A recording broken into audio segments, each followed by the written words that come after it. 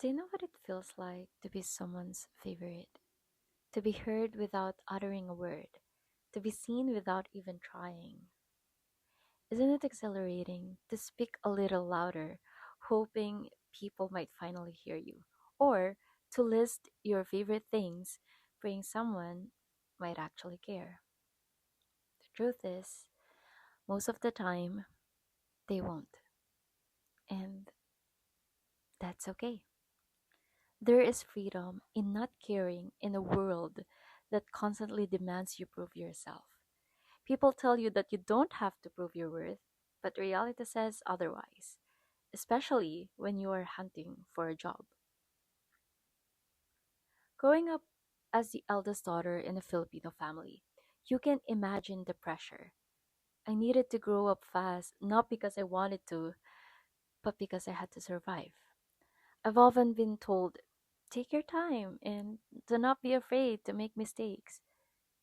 But that advice is a luxury. Some of us don't have that privilege. For some, a single failed decision can cost someone else's life. A relative was generous enough to send me to school, and now I am the one sending my sister to school.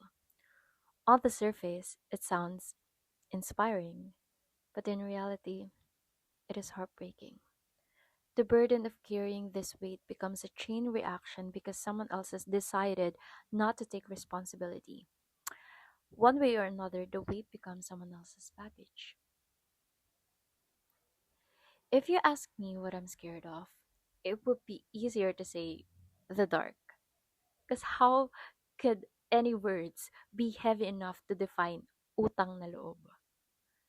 It breaks my heart because it disrupts my belief that love should be free. It makes me feel as though I must pay for every ounce of affection I receive. That in this world, I must beg for the things I desire, or that I have no right to desire anything at all. It makes choosing yourself feel like a sin. How can we ever romanticize life in the face of poverty?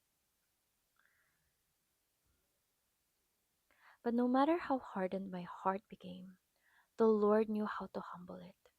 Just when I thought things couldn't get worse, they did. My project contract ended, and I couldn't land a new job immediately. My sister's tuition, my rent, and the utility bills were all due. My family needed to survive. Every day, I sent out applications, but nothing happened. So, I came to Christ in prayer, and He answered me with James 4:3. When you ask, you do not receive, because you ask with wrong motives, that you may spend what you get on your pleasures. I was angry because my heart was hardened. But deep down, I knew he was right. I only cared about high salary because I thought money could solve all my problems. It was so difficult to admit to the Lord that I was wrong. I held onto a grudge. I was full of pride. I kept telling myself I wasn't doing this for me. My heart crumbled under the weight I was carrying. Even now, I occasionally feel that guilt. You might think the anger was valid, and at some point, I did. I wondered if God was compassionate at all. 6 months passed. I was so lost. It wasn't even about the job anymore. I felt like I had lost my very self. I couldn't sleep. I woke up every day feeling miserable. One night, I just talked to God. I didn't even ask for a job. I told him, I was your child too. I asked him if he loved me. I begged him to remind me why I followed him in the first place. And I realized our relationship had grown cold because I was so consumed by my life that I failed to look at the one who truly matters. I could have understand if the Lord gave up on me. Instead, He gave me a word that changed my life, and I still hold on to these very words to this day. Since you are precious and honored in my sight, and because I love you, I will give people in exchange for you, nations in exchange for your life. At that moment, I had peace in my heart. The God of the universe loved me. The very next day, I got an interview. It went well, and guess what? I didn't get the job. Yet, I wasn't angry. I wasn't anxious or scared. I was hopeful. The Lord loves me, and He wants the best for me. God's grace is so powerful, it can transform a hardened heart. Whatever we place in God's hand, He makes it beautiful. The waiting season, which one felt like a shadow, became the very place where I experienced His light. Jesus provides a peace that transcends all understanding because it does not depend on our reality. It depends on the truth that He has already won the victory. As He said in John 16:33, "In this world you will have trouble, but take heart. I have overcome the world." Then I was called for a job I hadn't even applied for. A friend referred me, and my qualifications were exactly what they needed. I asked the Lord to give me peace if this work is really for me, and He reminded me of John 14:27. "Peace I leave with you, my peace I give you. I do not give to you as the world gives. Do not let your hearts be troubled, and do not be afraid." The Lord answered very specific prayer: the salary, the work life balance, a partner for ministry, and tasks suited for my strengths. Even during my unemployment, He provided. Out of nowhere, someone would need a tutor or a writer, and bills were paid. If that isn't God's work, then what is? So, if there is something in your heart you are waiting for, the best place to put it is in the hands of the one in control. Not only is He powerful, but He loves you so, so, so deeply.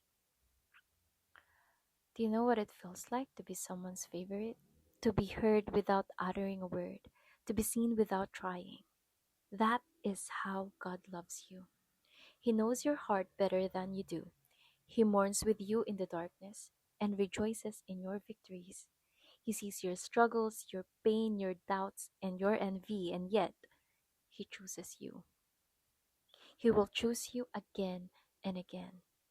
It is freeing to realize you don't have to prove yourself to God. He doesn't need what we can give. He simply wants us because we are His children. Actually, we are the ones who miss out when we go against His will because the real prize isn't the job or the money. The real prize is Christ. And yes, love is free. Christ freely gave His life to save us from the consequences of sin, which is eternal death. Even though He is God and we have nothing of equal value to offer Him, and though we are undeserving of His grace, He still chooses to love us every single day. We live in a broken world where we often suffer because of others or our own failures. We may not have the privilege to deal with all this, and we will certainly make mistakes, and there will be suffering. But with Christ, we never have to go through it alone, and His grace will always be sufficient for us. Waiting does not necessarily mean standing still. Often, it requires courage to move forward in faith, trusting that the Lord is guiding our every step.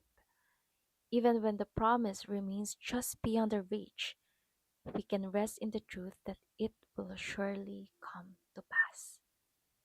I am still in the waiting season for other things. I still have questions and moments of anxiety. We can do everything in our power, but the final call always belongs to God. We might as well do it with Him and for Him. As the saying goes, only one life will soon be past. Only what's done for Christ will last.